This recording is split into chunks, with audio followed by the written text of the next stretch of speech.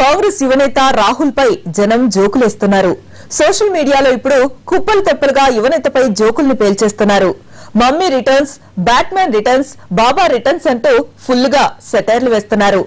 ఆ జోకులు విని కాంగ్రెస్లు నవ్వాలో ఏడవాలో తెలియక జుట్టు పిక్కుంటూ ఉన్నారు.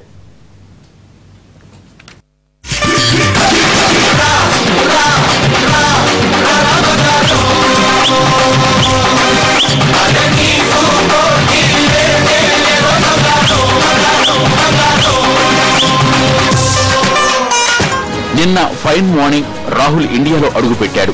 తిన్నగా ఇంటికెళ్లి అమ్మని, స్నేహితుల్ని, కాంగ్రెస్ లో బాగా దగ్గరి బంధువుల్ని కలుసుకున్నాడు. వాళ్లతో కబుర్లు చెప్పాడు. చాలా టైం గడిపాడు. ఎన్నాళ్లు తానెక్కడున్నది, ఏం చేసింది కథలు కథలుగా చెప్పుకొచ్చాడు. ఇప్పుడు సోనియాకి గాని, హస్తం పార్టీకి గాని పెద్ద దిక్కు తురుపు ముక్క రాహులే కాబట్టి అంతా చెవులు రిక్కించి మరీ అతని మాటలు విన్నారు. అతనొచ్చిన సందర్భంగా ఆనందంలో టపాసులు కాల్చారు, స్వీట్లు పంచుకున్నారు.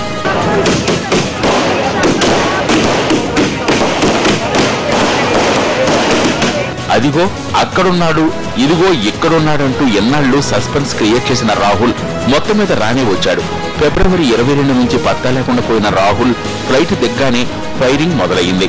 టాపిక్ దొరికితే చాలు ఎవరిని వదిలిపెట్టని నెటిజన్లు ట్విట్టర్, ఫేస్బుక్ లో రాహుల్ పై కుప్పలు తెప్పలుగా జోకులు పీల్చారు.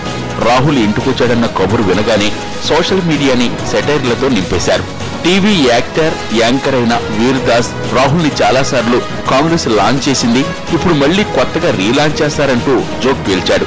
Batsmen returns, mummy returns, Baba returns అంటూ కడుపు పగిలిపోయే జోక్స్ ని ట్వీట్ చేశాడు. ప్రముఖ రచయిత చేతన్ భగత్ ఓ అడుగు ముందుకేసి రాహుల్ రాకుండా ఓ చెప్పునో మరేదైనా ఓ దాన్ని పంపిస్తే చాలు కాంగ్రెస్ పార్టీ వాళ్లు దాన్ని ముందు పెట్టి పార్టీ నడిపించేస్తారంటూ మిజైల్ లాంటి కామెడీ కామెంట్స్ ని ట్విట్టర్ లో పోస్ట్ చేశాడు.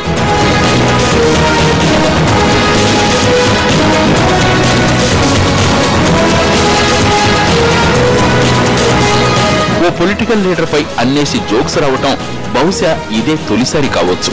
భూమి మీద ఎవరున్నా లేకపోయినా నెటిజన్లు మాత్రం ఉంటారన్న నగ్న సత్యాన్ని అంతా గుర్తుంచుకోవాలి.